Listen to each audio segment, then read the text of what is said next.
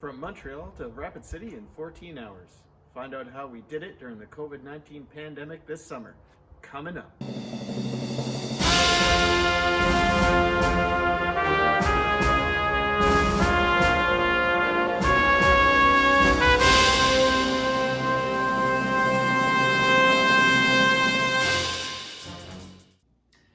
Hey everybody!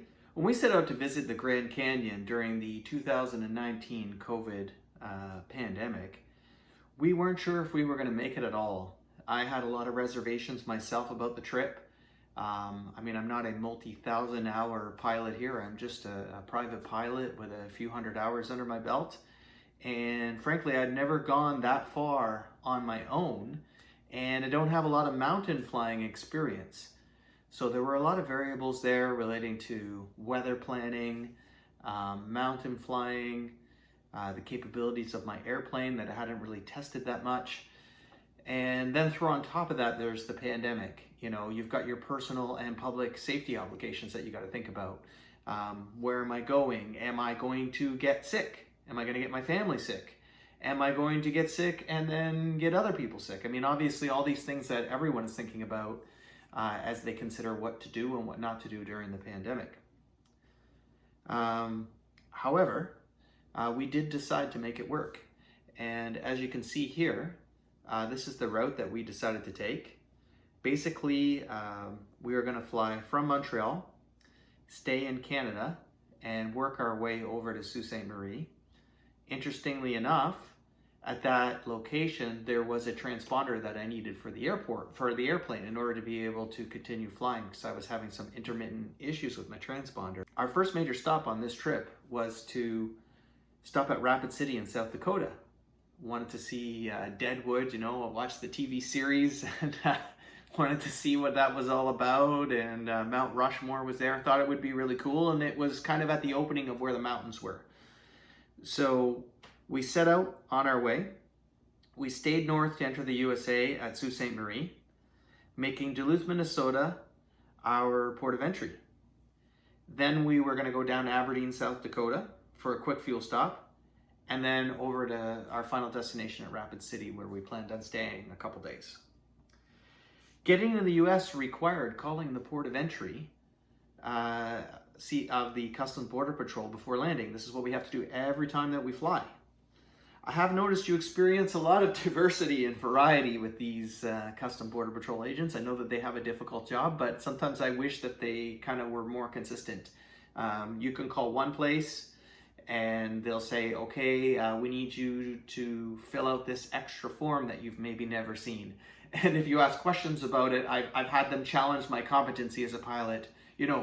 What, you're a pilot and you don't know about Form 31289? And no, sorry, I don't.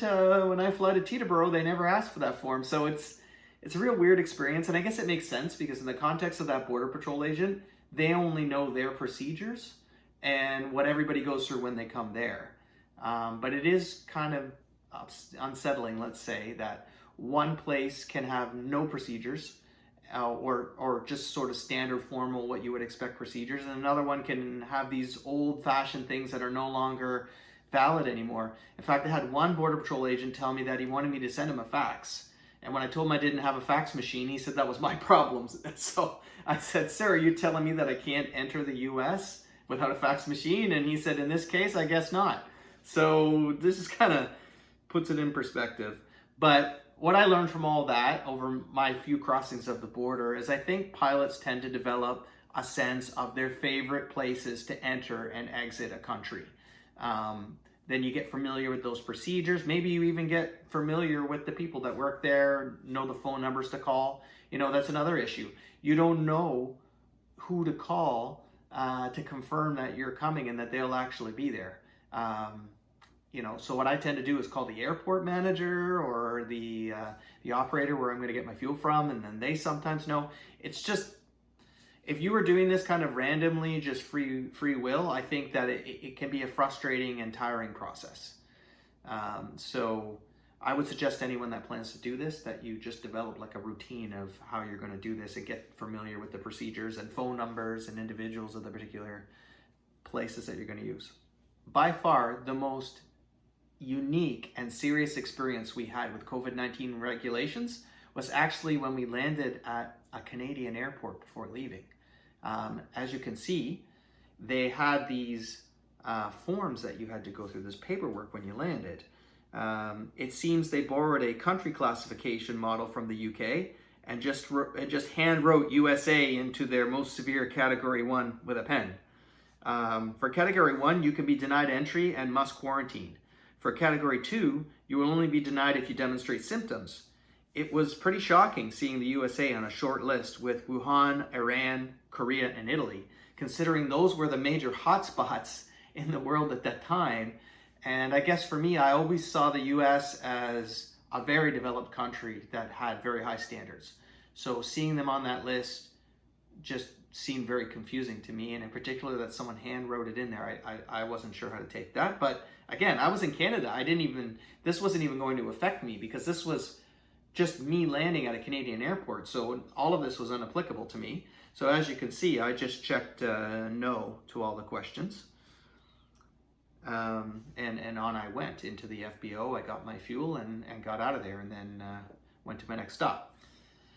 The next time we witnessed any significant controls was actually when we got to Las Vegas. That's not on the trip that I'm going to show you right now. I'll show that in a future video. But yeah, in the United States, they didn't seem terribly concerned about COVID at all. In Las Vegas, they had some controls around wearing masks in the hotel. But at the airport, nothing was really going on. But I will say on the way back, Phoenix, Arizona, which was a COVID hotspot, they did have some more protocol there. But again, it wasn't anywhere near as extensive as what we experienced in Canada when we were leaving, which was So we decided to fly to Minnesota directly, making timing our arrival for customs a bit tricky. So as you can see, I'm just gonna throw up this ForeFlight picture here. So ForeFlight is an application that I use on an iPad that's on my knee inside of the cockpit. So this is what I would see on my screen. And the tricky part here is that when you make a commitment to customs, you gotta say, I'm gonna be there at 1400 hours, 2 p.m. And they expect you to be within 30 minutes of that. If you're much later, they're generally very unhappy with you. I don't know what the consequences ultimately would be if they wanted to make your life difficult. Again, because as I said, they tend to behave very inconsistently. So what happened on our flight, we had a very good reason, as you can see in the picture, because from the south, the southwest there, you could see all that red. So green is light and red is extreme cloud density. And the little lightning bolts that you see are telling you that there's actually thunderstorm activity, lightning strikes happening in that area. And the arrows with the lines are showing the direction that the storm's moving. So I got a storm coming from the southwest, moving to the northeast. And then on the right side of my airplane, I had a cluster of thunderstorms that were moving northeast. So as you can see, I had to literally find a little hole to poke the airplane through. Now, I didn't do that all on my own, obviously. Air traffic control was helping me because this onboard weather stuff, it's good, but it tends to be delayed, and I wouldn't want to rely on that all on my own. So in combination with air traffic control assisting and just looking out the airplane, like what do you see? You put those two things together and you can sometimes find your way through, and that's what we did in this case. Then what we did is we had to fly over some low terrain to get into our first stop there in Duluth. And what's really tricky about that is you're flying between low clouds, which we must fly under, and rising terrain. So basically means you got to fit through this little envelope. And at the same time, depending on where you are, which was the case for us, is air traffic control may not be there to assist you. So you're kind of on your own to look at the map, find out where you are, make sure you're not going to fly into a mountain, while at the same time looking out the window to make sure that there's not like a tall antenna sitting on top of something that you're going to run into. So, I mean, your choices at that point are to continue, or as you're flying along, you can just pick an airport and land at it and stay there a day, an hour, just depends on the weather before you can get going. So we did manage to make it to Duluth. Luckily, I had padded the flight plan with some time, so we were not that terribly late for the customs, the U.S. Border Patrol agent, and they were very nice with us in Duluth, actually. So Duluth, for me, is a place that I would love to go again, And I really think that the attitude of those Border Patrol agents and how they treat you helps the local businesses in that area. So I thank them for that, and I think Duluth is lucky to have such a wonderful team there. So from there, we flew to Rapid City.